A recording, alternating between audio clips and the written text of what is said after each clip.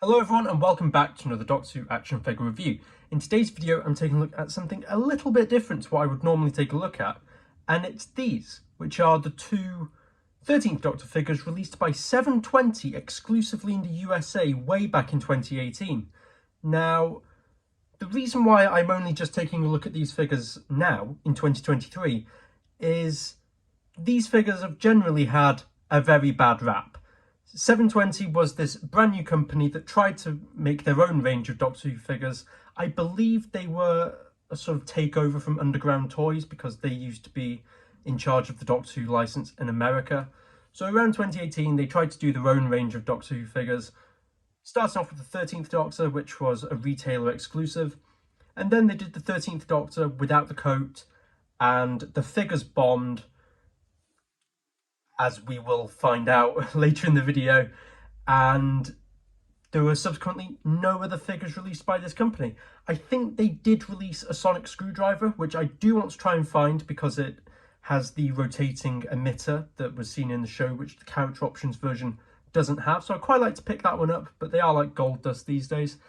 And I think another reason why these figures bombed is about a month after these came out, the character options 13th Doctor figure was released, and it was far superior, as I will show you when I come in to do comparisons later in the video.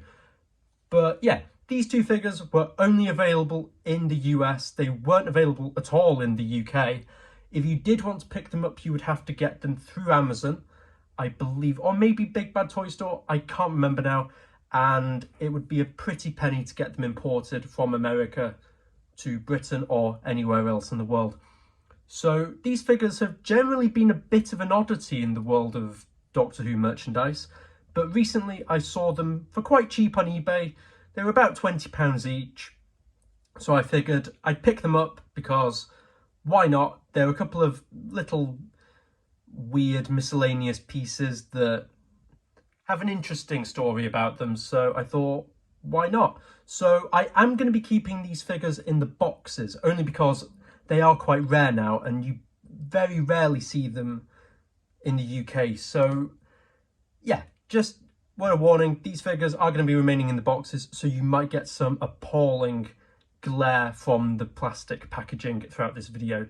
So first of all, I'm going to take a look at, well, I'll really take a look at both of them at the same time because they are, for all intents and purposes, the exact same figure, just one doesn't have the coat. So taking a look at the packaging, it has the packaging style of the 2018 merchandise, which I forgot how good this packaging looked actually. We've got the blue sort of TARDIS-like design at the top. We've got the Doctor Who logo, 5+. The figure with the coat was a Toots Toys exclusive in the USA. Now, I've never heard of Toots Toys. I assume they're a retailer in America. They might be an online retailer. I'm not entirely sure. But it's interesting. Apologies for the cut. Where was I? Yeah, I'm surprised that the first figure in a brand new range of action figures would be an exclusive to a fairly obscure US retailer. But nevertheless, inside we have the figure, as you can see there, with the accessory, which is the sonic screwdriver. Moving down, we have 5.5-inch scale collector series. As we will come to find out, they aren't in fact 5.5 inches, but nevertheless include sonic screwdriver. Then we have what the figure is, so in this case the 13th Doctor with coat and just the 13th Doctor. And then we've got the warning, 720, which is the company, and on the back we have an advertisement for the sonic screwdriver. I believe that's the same on the other one. Yes, it is. So that's the packaging.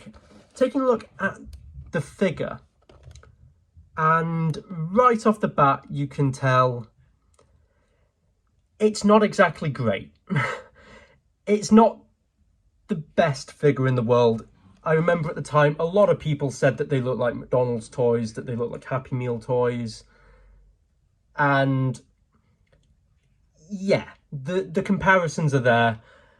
The plastic looks very cheap.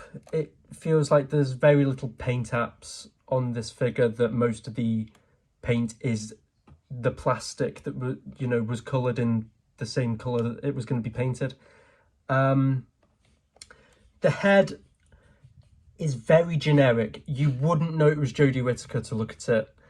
The hair is this incredibly harsh yellow, so much so that the hair seems to be blending in with the yellow of the background of the card. Moving down, we have what I would say is quite interesting actually, which is the 13th Doctor based on the Woman Who Fell to Earth and the Ghost Monument. So she has the more wide-necked top as opposed to the figure that Character Options released, which was the 13th Doctor with the t-shirt. So that's quite nice how you've got the white undershirt visible on this figure. You can see the braces there, as well as the rainbow pattern and the creases on the shirt. Then you've got the long coat with the rainbow stripes that go all the way down. Apologies if you can hear my dogs in the background fighting. You can also see the trousers, which look very, very oversized for this figure. It's quite incredible. And then on the other side, you can see the boots just poking through. So overall, for detail, it's not great. It's very generic. It's very sort of by the numbers detailing, as with the paint apps, as with everything else. But for a company's first action figure, it's not too bad. The Sonic looks fine. It's just like a silver lump of plastic, but it does the job. It looks the part. Now, the other figure in the range, the 13th Doctor without coat, is a bit more of an interesting figure, only because this figure hasn't been made by Character Options. Character Options have never done a figure of the 13th Doctor without the coat, so this is a bit of a unique figure. This other figure has been done by Character Options, so you have a superior version. This figure, however, you only have the 720 version. So the figure itself is identical. It really is exactly the same, aside from the arms, which are a brand new sculpt. The arms look fine. They are very spindly, which you can definitely see from this angle.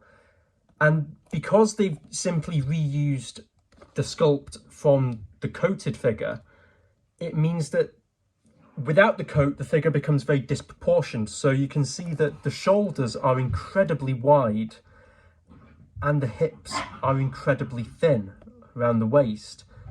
Obviously that was to accommodate the coat, but it just makes the figure look a little bit disproportioned without the coat. You can also see, interestingly, that the rainbow pattern goes all the way around onto the back of the figure.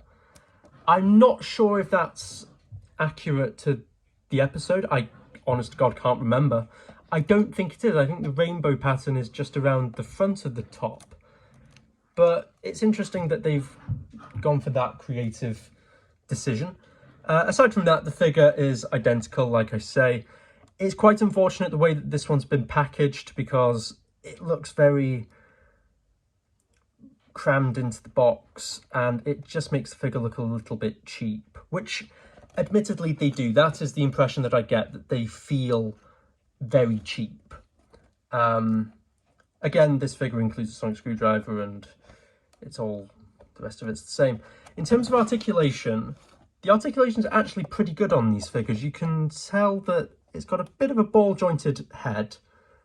I assume a swivel or maybe a ball joint at the shoulder, a swivel at the bicep, a hinge at the elbow, swivel at the wrist, swivel at the waist, articulation at the hips and at the knees. So overall, it's a pretty good articulated figure. But this is where, you know, if you weren't already convinced by these figures, I'm going to throw all of that out of the window by bringing in the Character Options 5.5 inch 13th Doctor, which is by all account a far better figure. You know, you don't need me to explain how good of a figure this is.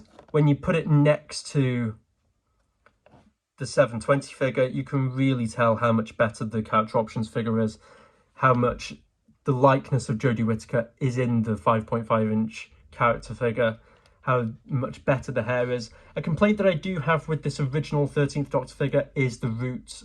I think they look terrible, to be honest, but I would much rather have this hair sculpt and hair paint than this overly yellow paint apps on the 720 figure.